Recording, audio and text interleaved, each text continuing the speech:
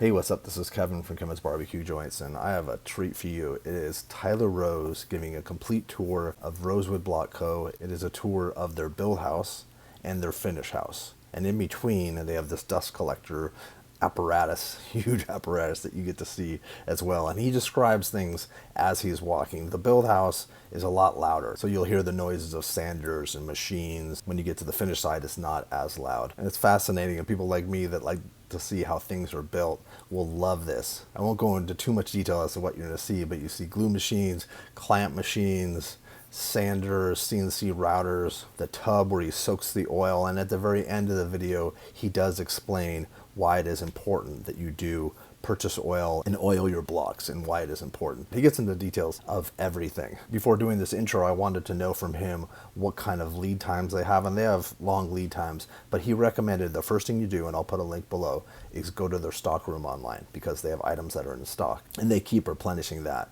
And so if those aren't in stock, then you can place an order and they'll tell you how long your lead time is. If you want to get a gift for Christmas, the deadline is October 16th. I know that seems a little bit far off since it's currently August, but that'll come without warning. So if you are intending to purchase a block for somebody, get it in by October 16th. I also asked them who was using these blocks, the Switch, as well as Panther City. A number of places are, but those two in particular. There's also a number of people, Matt Pittman stocks them in his store in Waxahachie, I hope I'm pronouncing that right, Texas, and they sell out really quickly. But Matt does have specific ones at his store. Matt's a big fan. He uses them all the time. Thomas Rhett, Chris Pratt, Troy Aikman, Zeke Elliott, Austin Dillon, Arnold Schwarzenegger, and even Ken Griffey has one. Tons of people love them. They are so beautiful, so gorgeous. And at the very end, I have a montage of a number of additional blocks. But throughout the tour, you get to see them in various stages and see all the different techniques and things that they do. I know you're going to love this, and I can't thank Tyler and his wife Kayla enough for putting this together and for doing what they do. Welcome to RoseWood Block. Follow me, I'll show you the facility. Watch out, that beef will get you. Welcome to the build house break room, the only place with an air conditioner. This is the build house. This is where all blank builds and boards get built. Lumber comes in from here. We're actually low in lumber now. We have no cherry, so it's on its way in from the lumber. The first machine in is the planer.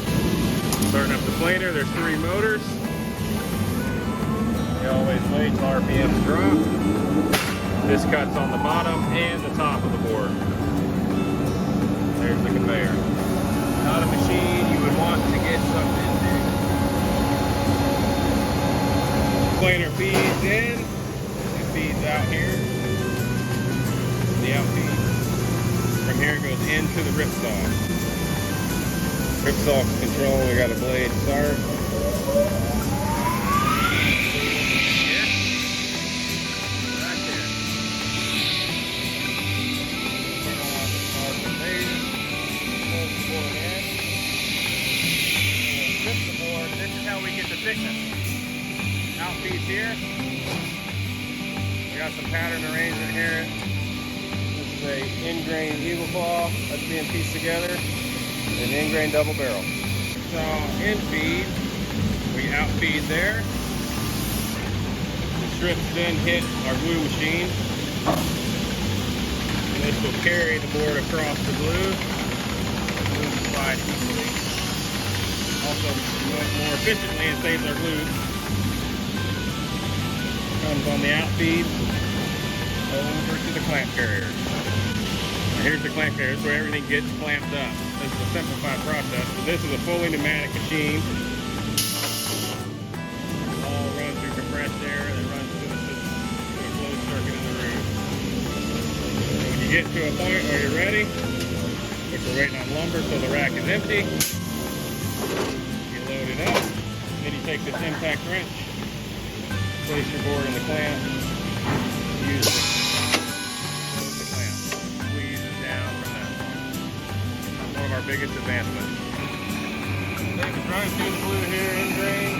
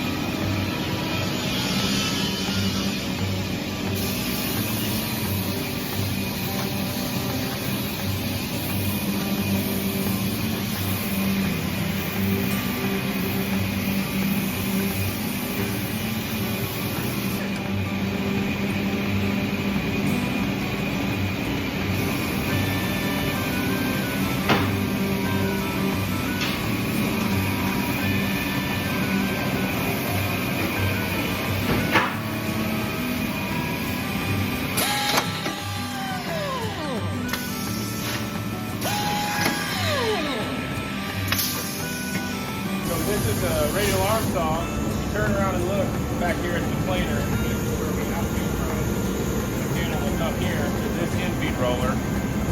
And the whole purpose of this saw is to cut into blocks, which you can see in that corner.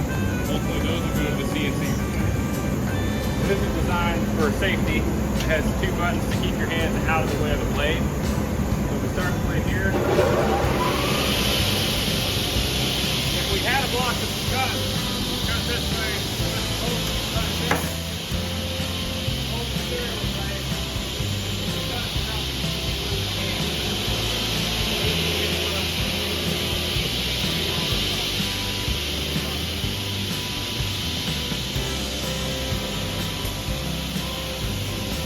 The plant carrier, we go back through the planer and through a finishing piece, and then we reach our finished portion of the build house.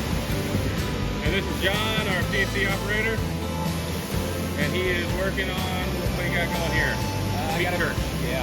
Meat shirt signature, that's awesome. After CNC, and then we start hitting that sander. Here's our wide belt. And we basically feed in this 53-inch wide belt, and it runs through 3 different drones.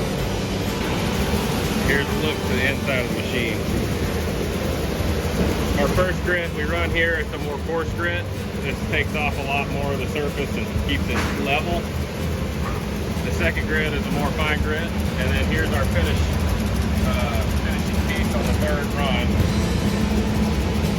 And it has a flat, what you call a flat on the bottom. It actually is flattened out down here so that it gets a nice, smooth, glass-like finish. All pneumatic, 460 volts. Front of the wide belt still reminds me of the Ghostbusters Proton packs.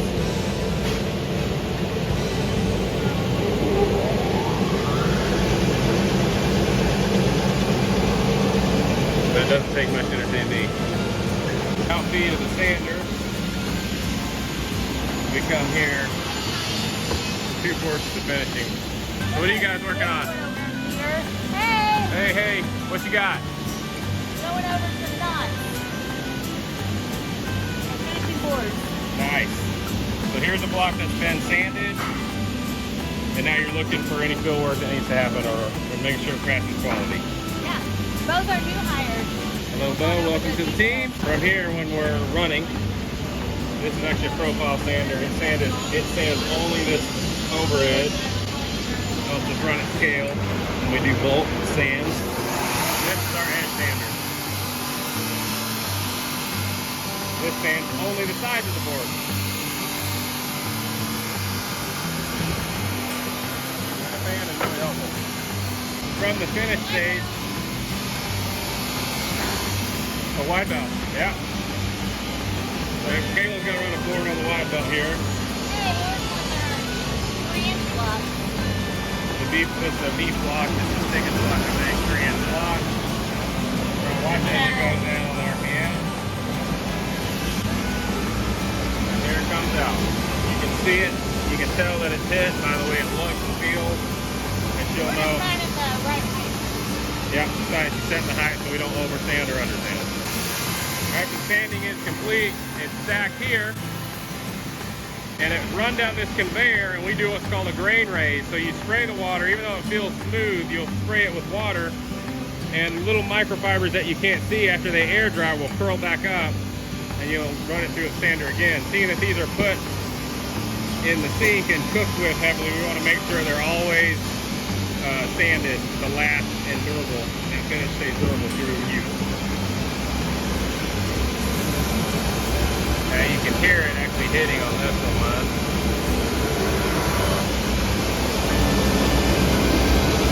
You sand the bottom first, and that helps us make a flat bottom and it smears to the top.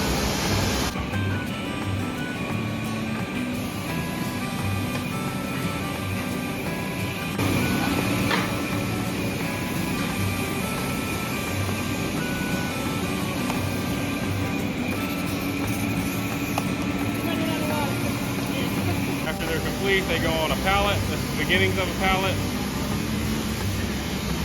And which they are transporting. Thing you can't really see from this video is all the infrastructure we have in air and dust collection. So actually, there's a good amount of collection that goes outside. I'll show you that in a minute. Another thing we do here is pay real close attention to our humidity. We maintain a humidity that's similar to a home because the wood will move over its lifetime. Also why it's very important to keep your block oiled. Here's some more finish work. Before it goes out the door, we look at every block very closely to make sure that it meets our quality in both build specs and imperfections. Coming out of the finish, actually the build house, we have a gap between our buildings before we make it over to the finish side. Here's the dust collection that comes out 12-inch pipes into two different machines, either Shaker 2 and Shaker 3.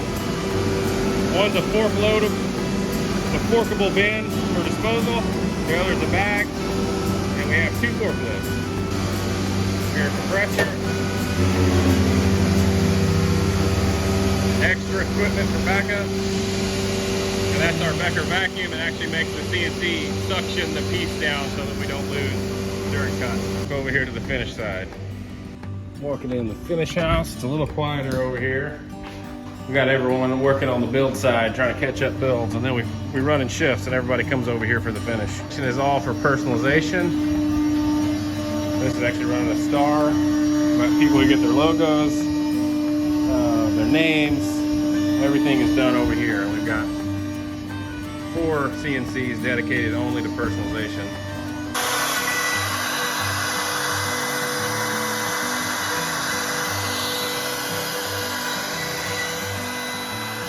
Here's our laser section we've recently added. We plan to roll more out with this in the future. We actually have another laser in the corner. This is our epoxy room. Again, we kind of run in shifts. This is the slow shift time for the finish house. Everybody's over there. They'll come over here in the next day or so and fill this. These racks will be our pallet wrapper. We can stack them high, roll them up, put them by the door. And FedEx actually has already come, but they come pick up. All we have blocks normally stacked all in this area for their pickup daily. This is our oil rack. Boards come here when they're ready. They go on the oil, one of the most fun parts of the job. This actually needs more oil. That is full for effect. Oils, end grains will soak, edge grains will dip, and they go in the rack. There it drips into our catch and then drains back to the bucket, or we can reuse the oil station. Here's our packing section. This will get hopping and filled up real quick with boxes. Again, boxed, put by both doors for pickup, and we literally have an entire area for storage of boxes for the amount of boxes we ship. Here's another look. John's running our setup of a customer order here for the customization. If that's your block, it's getting cut. Not that one. And we got to start running. We do have an office up here, which is not being used right now. And it's still under construction. We can see the floor from up here.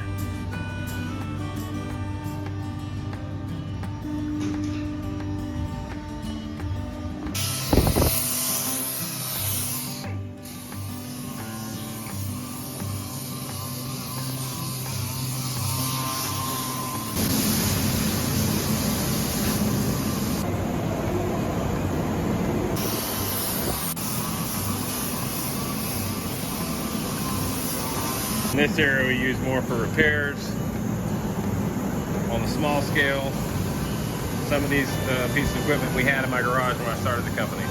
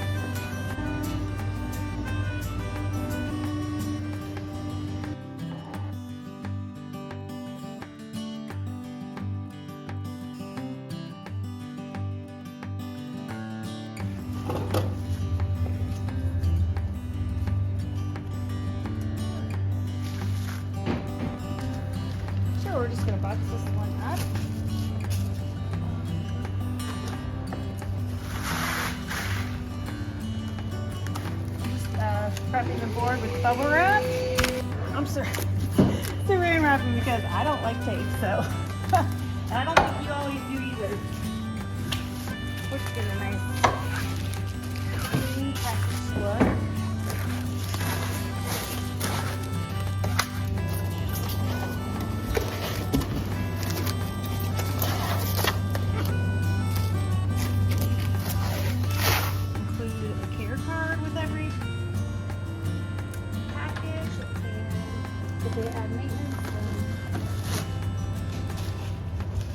Wrap it individually there. We're bagging up their maintenance and their care cards.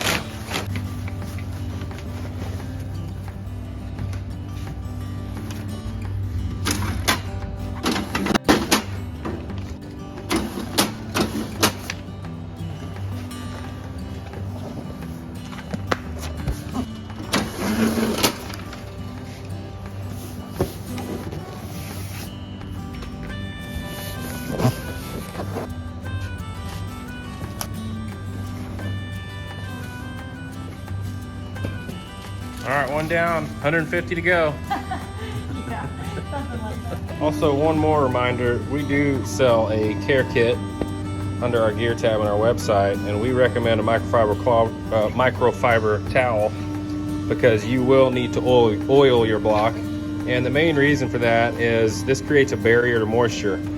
Boards actually bend, warp, crack, and move all because of changes in humidity, which is one reason why we watch our humidity so close in our shops. You can see the other shop was 44, this one's 43. This is relative humidity that you would have in your home. Keeping your block oiled will help it last for years to come. All the craftsmanship we put into this, we do build this intended for generations to come. That's multiple generations. These will last forever if you take care of them.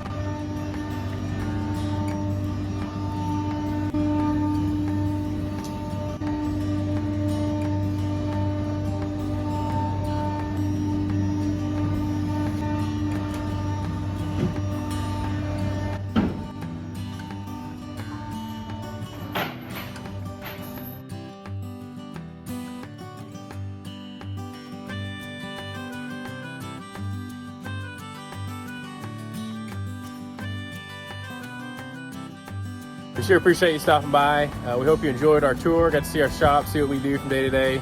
We can't thank you enough for supporting us and what we've done from growing from our garage to where we are today. We got a lot more things coming, so stick with us, and hope you enjoyed it. Thank you.